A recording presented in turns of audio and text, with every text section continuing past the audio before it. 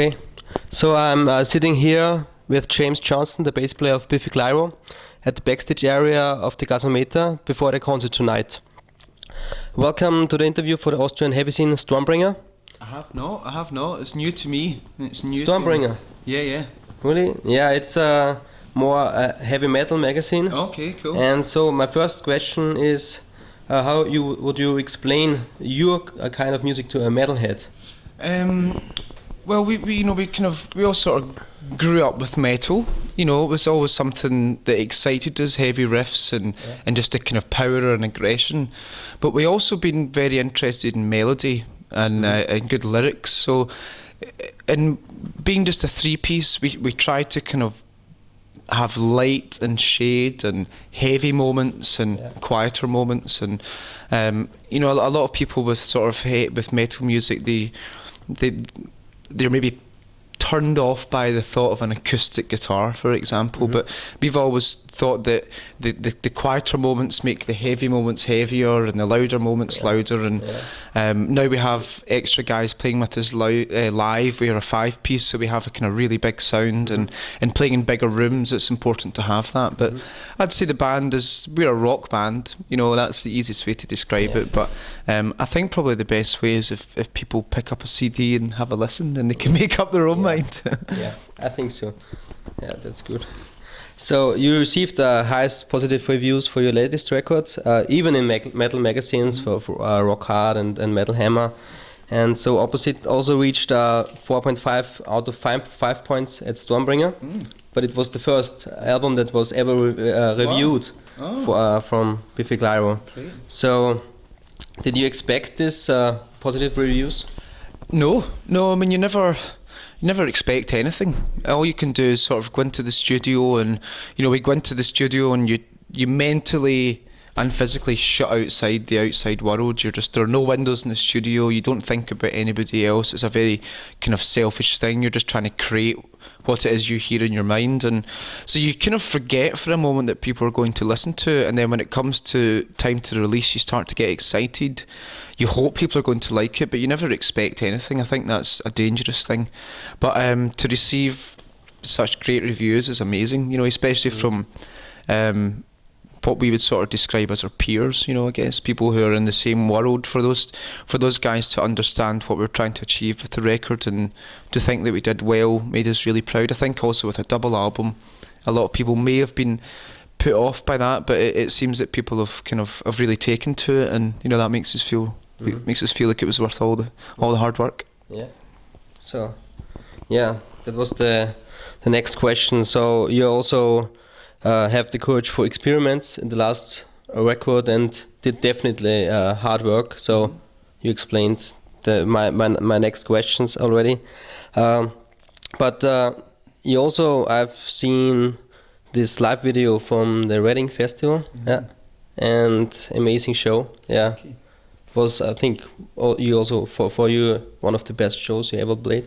It was, yeah. We've played at that festival, you know, since 2002 was the first time, and we opened the festival up on the very smallest stage at 12 o'clock, playing to maybe 50 people. So, and we've been back and slowly worked our way up, and then we kind of had the responsibility of being headliners, which it was a lot of responsibility, but we really enjoyed it. You know, it was just one of those ones. There was a lot of pressure, as I said, but we just went up there and kind of played our songs and had fun. You know, I make it sound a little bit simple, and I guess in some ways it is. It's just about a band playing their music and trying to make a connection with the audience. And when it goes well, it's such a great feeling. You know, touch wood, we don't have too many bad shows, but to have one of our best shows ever in such a moment was just an incredible feeling. We were up there for about a week afterwards. We just couldn't. Every time you kind of went to sleep or closed your eyes, you just started seeing the images flashing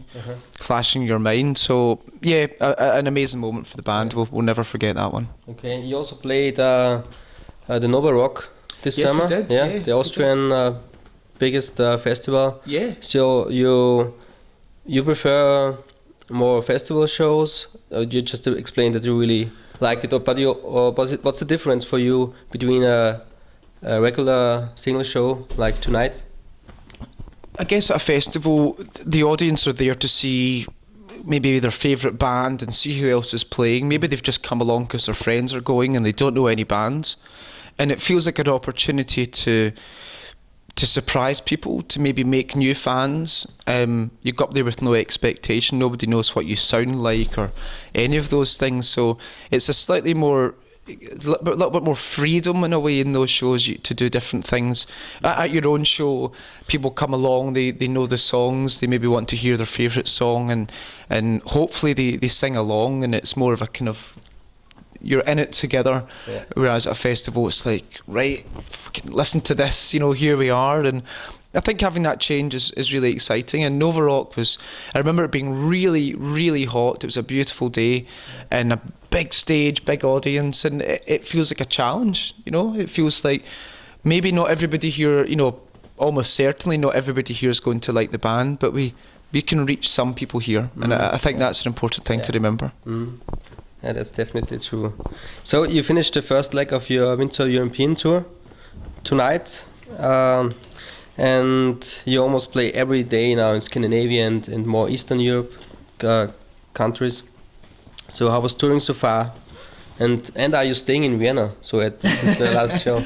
Sadly, we're not staying in Vienna. Well, we're staying in Vienna tonight, and then we go home. So maybe tonight we can go out to some bars or have a look around tomorrow. But what happens at the end of a tour is your body is full of adrenaline for 2 or 3 weeks, and then when the tour ends, you just and you crash, and you usually get ill for a week and you feel terrible. But it's been a really great tour. We had such a great summer going to Nova Rock and other festivals, and it's nice to come back and to play to some fans that we might have picked up over the summer and to some new people. And it's just been great. I think we're lucky that after 10 years of touring, we still really enjoy it. We still love playing the shows. And the travelling's been great. You mentioned that we've been to Eastern Europe, and there's some places we haven't spent a lot of time. We've only been to Tallinn and Estonia one time before, and we'd never been to Bratislava and Slovakia. So going to new places after 10 years again, really exciting, just to go meet some new people, and we hope to continue that next year. Maybe we can get to we're going to South Africa, and we'd love to go to South America, and maybe to China, or if they will have us, and we'd love to go to Russia. So I think we're quite lucky in that regard, that we can still travel and enjoy it. Yeah, cool, very cool. So touring at the beginning of your career was definitely completely different. Do you know any story about your first tour, or just have you played some club shows at the beginning? So we did all of those things. Yeah. From the outside, it does look different, and it is different in a way. It's more kind of a bunch of guys in a van travelling around, us against the world, and slowly we've built up, and you get onto a bus or a nightliner, as you call it, and there's more people. But in theory, it's the same thing. It's still the band get up there to play their songs, and we always took it seriously. We had fun, but the hour on stage, or the hour and a half on stage, we take very seriously, and we want to give a good show for the audience, And they're kind of the fundamental aspects of doing a show, and that has never changed, Some stories from the beginning. Most of the stories are long gone. My mind is a toilet. But we had some fun times doing some. We would go out and do 20 shows in 21 days and just tour up and down the country and keep going every night and drive from one end to the other, and vans would break down and we'd lose keys, and it would all go horribly wrong. But every night you had a concert, every night you had a show, and that was why you're there. You can't forget that. You're not here for some nice food or some nice beer or anything. You're there to play the show, and we learned that very early on. I guess the early tours with a sort of strange name, playing kind of slightly weird rock music. It was hard for people to pigeonhole us, perhaps, and we had to work hard, and that hasn't changed. You still got to work hard, and I mean, the people that have come tonight have paid money, and if we don't put on a good show, they're going to be pissed off. So that's the same as it was at the start. Okay, yeah.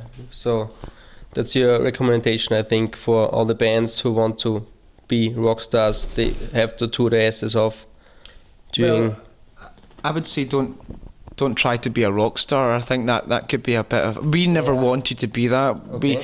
We never wanted to be famous. We wanted the band to do well, which we've worked hard at. But yeah, don't be worried too much about being a rock star or something like that. Just enjoy it. Find some guys that you enjoy playing with, and then you do have to work hard. Yeah. But if you enjoy doing it, it doesn't feel like work. There's an expression back home: if you have the right job, you never work a day in your life. And it definitely feels like that for us. That we're away from home a lot, but we come to Vienna. We get to go to some nice places. So yeah. Working hard is important, but there's definitely times where you can have fun as well. Okay, so there was no master plan behind? No master plan, no.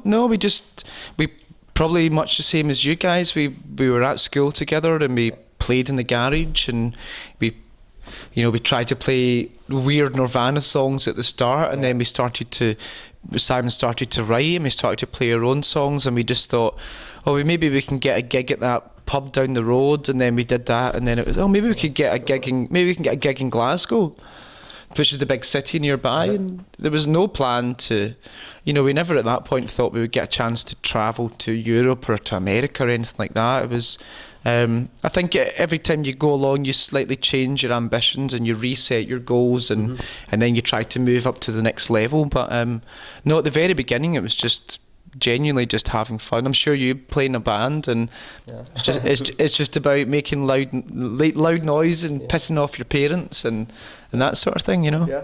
So we have something in common, I think. Yeah. So I'd like to know how the Scottish music scene is like, and how your country or Scotland influenced your music. Mm-hmm. I'd like to know what the Scottish music scene is like as well. I haven't been home for a while. Okay. I think it's really strong. I think especially in Glasgow, where we kind of spent most of our time starting to play shows, it's really strong. At that point, there were sort of bands like Mogwai to look up to and Arab Strap, and we don't really sound like those bands, but they were a good sort of a good point to reach to sort of see what they were doing and think, maybe we could do that. I think it's important to have good venues. The venues in Glasgow are really, really good. There's a couple of very famous venues. In Edinburgh, I would say perhaps not so much. Edinburgh's like the capital city, and there's perhaps not quite as good a scene there, although I would be a little bit biased coming from Glasgow. But no, I think things are really healthy. There's a lot of great bands coming through, and people are quite supportive. I guess when we started, we tried not to be a part of a scene. I think if you become part of a scene and that scene dies, then you die with it. Mm-hmm. So we always tried to we would play with some bands now and again, but we'd always just try to have our own identity and do things our own way. Yeah.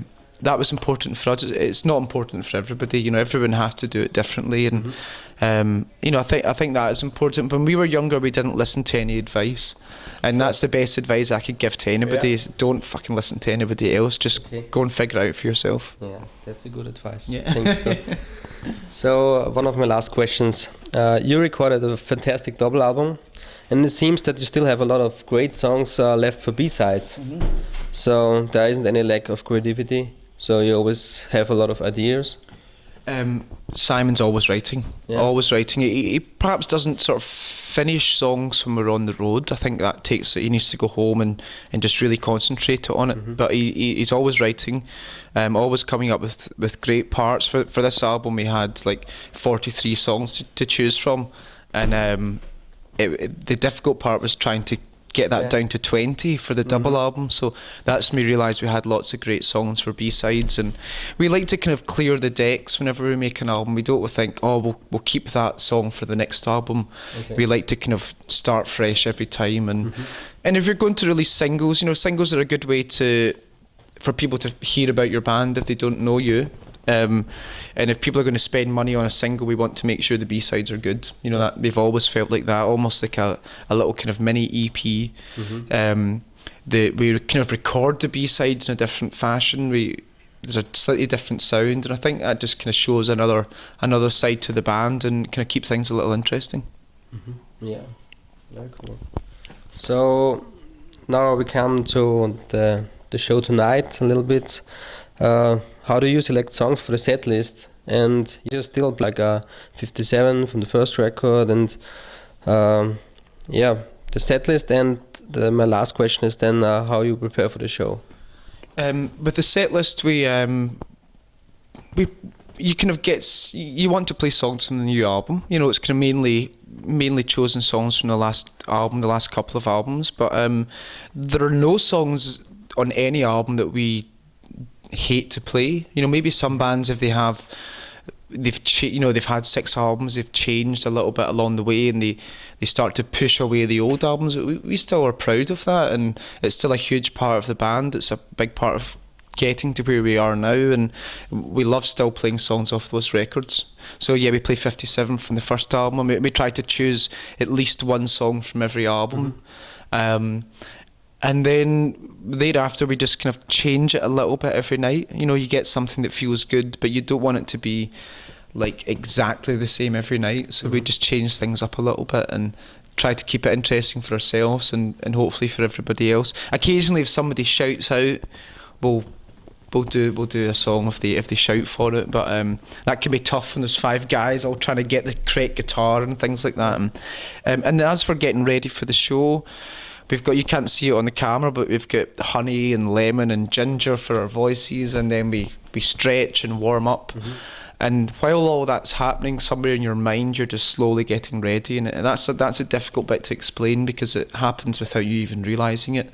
And the adrenaline starts to flow. We maybe have a little shot of tequila, and then you just think about going out and make a connection with the audience. You know, just trying to kind of look them in the eyes and encourage them to sing along if they're up for it and that sort of thing, and then just try to have fun. You know, I know that sounds a bit boring and a bit obvious, but if you don't enjoy it, there's no way the audience will enjoy it. So I think that's a key thing for us. Yeah, so thanks for the interview. I think you are the best example for a band who believed in their dreams, during your whole career, and I think you achieved them. And so thanks for the interview. Thank you very much. Great interview. And, thank you. Okay, so have a nice show tonight. Bye. Tschüss.